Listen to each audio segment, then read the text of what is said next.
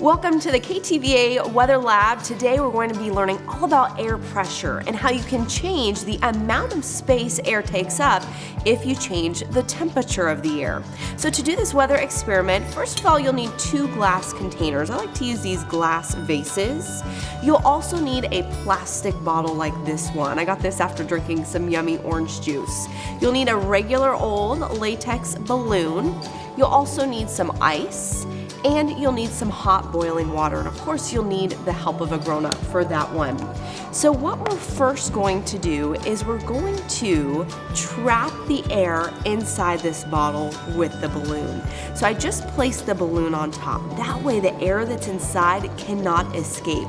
If that air starts to move, expand, or contract, we'll be able to see that happening because the balloon will start to move.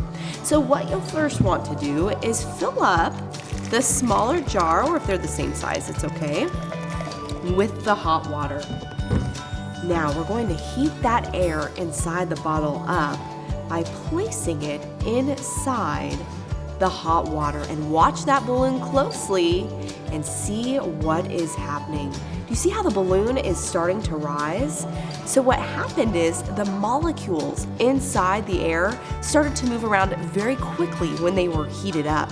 As they moved around very quickly, they start bumping into each other and they start to expand. Well, when that air starts to expand, it needs more room. It takes up more space.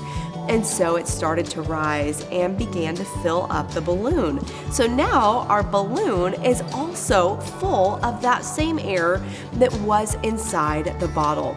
Now we're going to change the temperature of the air inside that bottle by putting it in some cold water. So what I'm going to do is I'm just going to add some ice in here to make sure that that water is really nice and cold.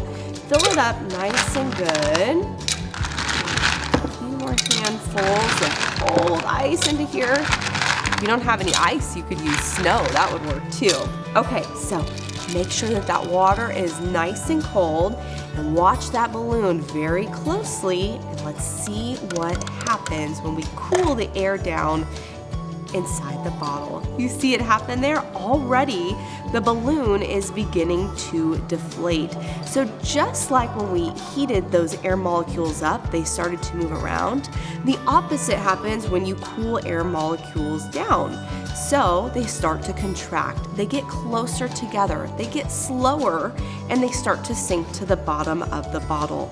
And when that happens, all of the air that used to be inside this pink balloon deflated and went down inside the bottle. And if you watch closely, that balloon is even starting to get sucked even lower and lower down inside the bottle as those air molecules start to contract.